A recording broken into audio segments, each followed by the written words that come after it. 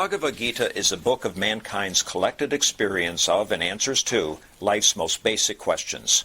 Who I am, from where do I come, what is my purpose and destiny, and most practically, how do I find happiness? These podcasts originate in the lectures of Neil Bhatt, a disciple of Swami Chinmayananda. They are presented here in 20 to 30-minute segments, each covering 3 of the Gita's 701 verses. Welcome to Gita Wisdom for Daily Living. We have been discussing chapter 8, Akshara Brahma Yoga, Yoga of Imperishable Brahman. And Bhagavan is giving us instructions in this chapter that how to transfer from this existence of being a limited being to that supreme consciousness, the imperishable state of existence. We have seen so far that Bhagavan has given 2 indications of how to achieve that. The first relates to my life as I am today. I consider myself as this individual ego, and I'm planning for this life. What I should do in the end of this life. We have seen the verse 5, it says, Antakale cha mameva smaran muktva kalevaram yav prayati samadbhavam yati. No sansayam. That at the end time, whoever leaves the body remembering me, he comes to me, and there is no doubt. So the first thing Bhagavan indicated, when you are coming to the end of this life, so Antakala refers here to the end of this journey, the journey I am in right now, which I call my life. Now this Antakala really does not have any time factor. It could be last moment, it could be last hour, it could be last month, it could be last year, it could be last whatever ashrama of your life. In our culture, life is divided into 4 ashramas. Brahmacharya ashram, Grihastha-ashram, Vanaprastha-ashram, Sannyasta-ashram. This could be the entire Sannyasta-ashram is Antakala, so preparing for the next journey. So Antakala refers to preparation time for winding down this existence. And Bhagavan said, one who leaves this body by uttering my name, at the end when you are preparing for your end game, you should be thinking about your goal, where you want to go from here. So the goal here is to achieve that state of infinite happiness or unlimited happiness. Happiness without any sorrows that we are looking for. So Bhagavan said, you shall achieve that if you think about that constantly during your end time. In my professional life, also I need to have an end game. We call it exit strategy. So when I was in my 50s, I asked Swami Tejamananda, Swamiji, our culture says by 50, you should be going to Vanaprastha-ashram. But I'm actually starting out my new practice when I was 52. And Swami Tejamananda said, Neil, actually now everything is extended in our modern day lifetime. Give yourself 10 years. So start planning when you're 60. So 60 came and I started planning for my exit strategy. And it lasted 14 years. I'm going to be 74 next year. I still don't have exit strategy. Because I don't have the goal, what I will do next after I leave my professional life. If I had that goal, I probably would have figured out what to do. Had I been thinking about what I will do next, then my exit strategy would have been much easier. But I'm just planning exit strategy without a goal. So my exit time is keep expanding. It becomes 60 to 65 and 70, now 75. And who knows what will happen when I'm 75, maybe it will be 80, and then it continues. Then I also tell people that architects don't die. They fade away. They don't really die. Architects die in their studios. Antakala refers to end time of your life. The end time you should prepare, Bhagavan said, by thinking about me. And then in the verse 10 he says, Prayana Kale. Preranakale manasa achalena bhaktya yukto yoga balena cha eva. Bravo madhye pranamavesha samyak satam param purusam upeti divyam. Now I have prepared all during my antakal. The time has come for departure. Now there it's a one single event where there is no extended time. Praranakal cannot be extended to indefinite time. Antakal can be extended as long as you wish, because you are not prepared for the next journey. Pranakal is the departure time, and that refers to my next journey. So my next journey, when I'm ready for departing, I should be very firm. So at the time of departure, who departs with steady mind. So that's one thing. I should have single pointed goal at the time where I am going. Full of devotion. I should be loving the destination. I should have complete identification with the destination. Gather all energy between the eyebrows. One who departs, he reaches the supreme resplendent Purusha. If the goal of my life was to achieve infinite happiness, happiness without any sorrows, then that should be my single pointed goal. I should be contemplating on it all throughout my antakala, all throughout my life, but at least my end time. And once I've decided that's my goal, when the time comes for departure, I shouldn't be wishy-washy. If I'd been preparing to go to India, and I had done all the preparation, I collected enough money to buy ticket, got my passport and visa ready, I go to the airport, now departure time comes, then I start thinking, is it a good idea to go to India or is it better to go to Hawaii? But then it's a problem. So Bhagavan says, at the time of departure, you should steady mind that that's what I want to achieve. That's my next destination. With devotion, if I depart by collecting all my energy to embark on the journey, then you shall reach your destination. So Bhagavan has given two different scenarios. One, how to prepare during your antakala by constantly thinking about your final destination after this journey ends. What is your next destination? And then when time comes, be firm about where you want to go. Have your mind steady and have that complete identification, bhaktya, complete identification with that goal. Gather all your energies and leave this existence. One who does that, because he reaches that final destination of that resplendent Purusha. Right now, I as an individual ego making this journey, but once I make that departure, I will not be there. I'll merge with the resplendent Purusha. In verse 11, once I'll explain to you in brief what that goal is and how to achieve it. So in verse 12 and 13, Bhagavan has given real instructions how to achieve that goal. So he said, Sarva dvarani samyamya manohrudi niruddhyacha. Close all the gates, all other distractions. Have your mind resting in your heart, which is intellect. That is discriminating between what is right for me and what is not right for me. Murtni adhaya atmanaha pranam astitaha.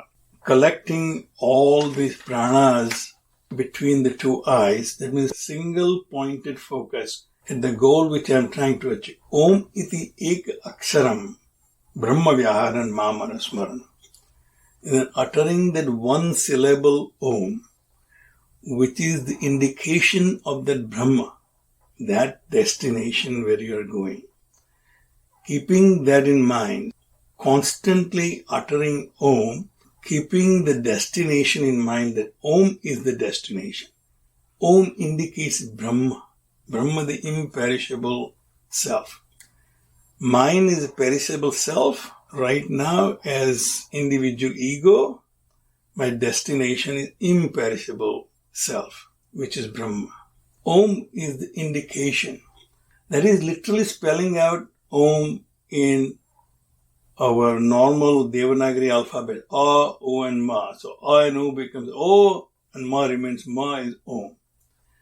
But to combine all these three into one pictorial symbol, that A and Ma are merged into one symbol which we write Om.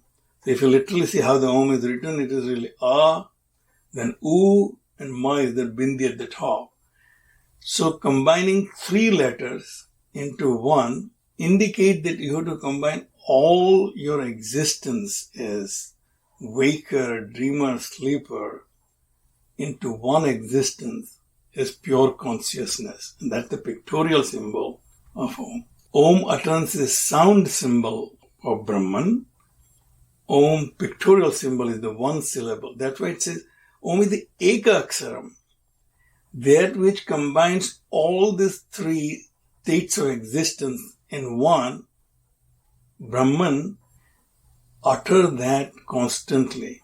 Mam Anusmaran, not just utterance, but also remembering what that existence is, that Brahman is.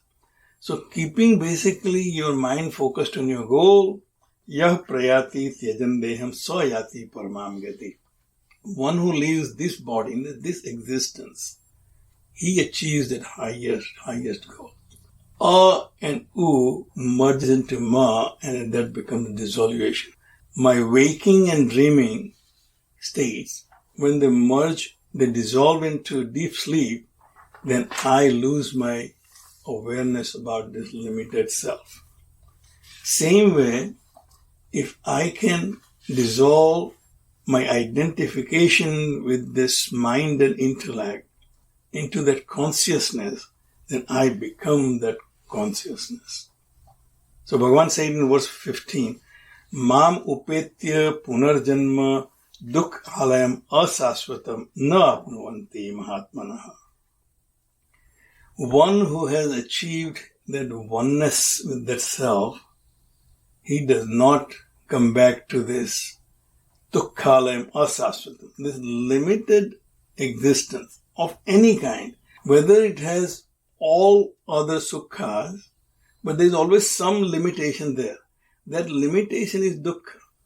So this dukkhalayam does not mean that this sansar is full of sorrows only. It's the house of pain. It does not mean that only pain exists. Pain only exists in reference to pleasure. If there is no pleasure, there is no pain. So pain exists when the two exist together, pleasure and pain. So this sansar which I am living as a limited ego has both pleasure and pain. And therefore asasvatam, it is temporary, it is not permanent. But the Mahatma who goes beyond that, he does not come back to this limited existence. Samsiddhim paramam gataha. Those who achieve identification with that supreme consciousness, then there is no existence as a limited being. That limited existence has both pleasure and pain. But if you are trying to avoid pain, it is not possible to live as a limited ego and still have that infinite happiness. It comes with its own sorrows. Where there is pleasure, there has to be pain. Where there is pain, there has to be pleasure. Pleasure and pain are defined by opposite nature of each other. If there is no white, there is no black. There is no black, there is no white. We are defining these qualities and experiences by comparing them to their opposites. When there is no duality, when you're beyond dualistic appearances, then you're beyond that limitation. So Bhagavan says in verse 16, A Brahma Bhuvanat Lokaha Punaravartino Arjuna Mam Upetite Kaunteya Punarjanma Na Vidyate. Up to the worlds of Brahma, all lokas have punaravartina. If you exist at any level of consciousness, have to come back to a next level of existence. So even in our own life, we do exactly the same thing. We live a different level of consciousness throughout our life. As a child, I was a very innocent child, did not understand much. As you grow older, you think you are rising in your consciousness, different level of conscious existence. But every existence has to end in that form, and you have to take another one. But Bhagavan says, Mam upetyetu kaunteya punarjanma na vidyate. But one who achieves that final goal of identifying with the imperishable consciousness, all-pervading, immutable consciousness, there is no other form of existence. That is the final existence. And then in next two verses, Bhagavan actually indicates how insignificant our life is. Whatever I consider my life is, and how great it is, or how accomplished I am, and how wonderful it is, how insignificant it is. Sahastra yuga paryantam aha yat brahmano viduho. Ratrim yuga sahastrantam te aha ratra vido janaha. I think that I know my life. I know I've lived a long life. I've done a lot. I've done this and that. That's my life, the beginning of my life, my end of my life. But once that day and night that which you are thinking is nothing compared to the day and night of Brahman. That was day and night of this cosmos, this entire Prakriti. You're part of the Prakriti, you're bound by Prakriti as long as you identify with Prakriti. And that Prakriti, Bhagavan said, is going in cycles of coming into existence and dissolving into nothingness. Sahasra yuga paryantam ahaha brahmano viduhu. The Brahma's day and night. 1,000 yuga is one day for Brahma. 1,000 yuga for me as Jiva is one day for Brahma, and 1,000 yuga from the perspective of a Jiva, an individual ego, is a night for Brahma. One yuga is 4,316,000 years, and you multiply that by 1,000, it becomes 4.3 billion years. That's the one day of Brahma, and another 4.3 billion years is night of Brahma.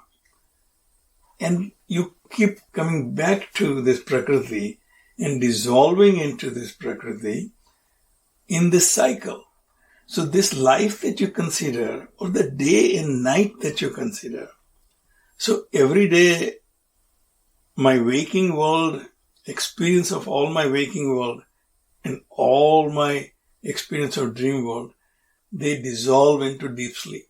But they are in unmanifest form. And the next morning, when I wake up, all my relationships, all my possessions, all my accomplishments, all my problems, they rise back again the next day. So Bhagavan said the same way all beings also go through this cycle with the Prakriti. They come into existence, they dissolve into unmanifest, and they will come back again. So Sahasra Yuga Paryantam, one who knows this day and night of Brahma, the infinity of this existence as limited ego. No matter how high I rise in consciousness, I am still bound to come back as a limited ego. No matter how higher that existence is, it is still with limitations. As long as there are limitations, there will be pleasures, there will be pains. If you want to avoid pain, you have to go to existence which has no limitation. Avyaktad vyaktayah sarvaha prabhavanti aha agame ratri agame pralayante tatre eva avyakta sangnake. From the unmanifested, all the manifested proceed at the coming of the day. Just as my yesterdays, all my vasanas and desires and my relationship rise back again when I wake up. At the Brahma's day begins, all those beings who were unmanifest, they rise and come into existence and continue their journey. When his day ends, they go back to become avyakta. Avyakta, unmanifest, but they remain as limited beings. We'll stop right here.